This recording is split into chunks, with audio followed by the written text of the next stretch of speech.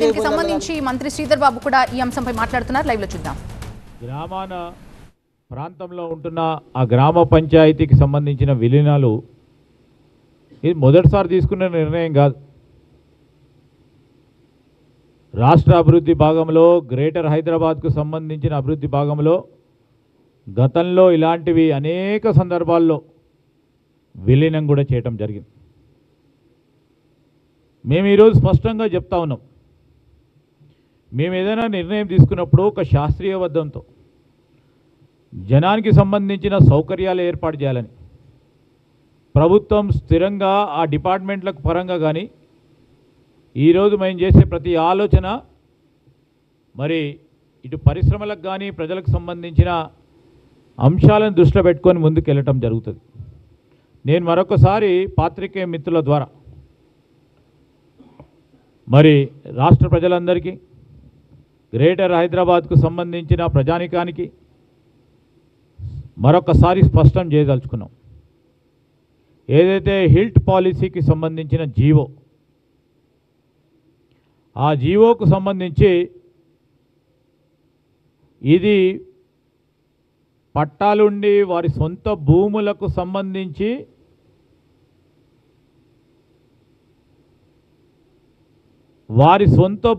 సంబంధించిన అంశంలో కన్వర్షన్ ఫీజుని విధించడం జరిగింది. లీజ్ ల్యాండ్స్ సంబంధించి ప్రభుత్వానికి సంబంధించిన భూములపై వెసులుబాటు ఇవ్వలేదు. ప్రభుత్వ భూములు ఉత్తగానే ఇచ్చినామని చెప్పుకునే వారికి కూడా తెలిసి కూడా కావాలనే భ్రమ పెట్టే ప్రయత్నం చేస్తూ ఉన్నారు. ఈరోజు మేమేం చెప్తా ఉన్నాం, రీడెవలప్మెంట్ కావాలి ఇండస్ట్రియల్ పార్క్ లేఅవుట్స్ అని. అదేవిధంగా ఒక పాలసీ నిర్ణయం తీసుకోవాలి. అడ్డగోలుగా ఇష్టారాజ్యంగా ఎవరికి నస్తే వారికి ఇచ్చే ఆలోచన చేసింది గత టీఆర్ఎస్ పార్టీ ప్రభుత్వం. ఒక విధానపరమైన నిర్ణయం తీసుకుంటే ఆ విధానపరమైన నిర్ణయాల్లో ట్రాన్స్పరెంట్గా ఆ విధానాన్ని ప్రజలకు అందించాలనే ఒక ప్రధానమైన అంశంతో పోతా ఉన్నాం. ఈరోజు ఎవరికి కూడా టైటిల్ మార్పు, ఎందుకంటే టైటిల్ ఆల్రెడీ వారికి సంబంధించిన వ్యక్తుల దగ్గరే ఉంది, టైటిల్ మార్పు జరుగుతలేదు. ఇప్పుడు Azamabad industrial area, Hafeezpet industrial area and Balanagar industrial ఏరియాకు సంబంధించి ఏదైతే బీఆర్ఎస్ పార్టీ ప్రభుత్వంలో తీసుకొచ్చిన జియో ప్రకారం ఇవన్నీ 3 ఇండస్ట్రియల్ ఎస్టేట్స్లో లీజ్ ల్యాండ్స్, అంటే ప్రభుత్వానికి హక్కులు కలిగిన ల్యాండ్స్,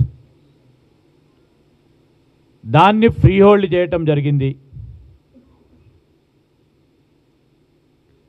ఫ్రీ హోల్డ్ చేస్తూ లీజ్ తీసుకున్న వారికి కొద్దిగా కన్వర్షన్ ఛార్జీలను ఫిక్స్ చేసి వారికి పూర్తి స్థాయిలో రైట్స్ ఇచ్చే కార్యక్రమం చేసిండ్రు. వారు ప్రభుత్వ భూములు దారదత్తం చేయటం జరిగింది. దానికి తోడు ఇల్లీగల్ ఆక్యుపెంట్స్, అంటే సబ్లీజ్కు సంబంధించిన సబ్లీజు, ఇంకా దాంట్లో సబ్లీజ్ తీసుకున్న వారిపైన కూడా ఒక ఫీజు నిర్ణయం చేసి టైటిల్ మార్పు చేయడం జరిగింది. దీంట్లో డిఫరెన్సు నేను మా పాత్రికేయ మిత్రులందరినీ కూడా కోరుతా ఉన్నాను. This is the difference.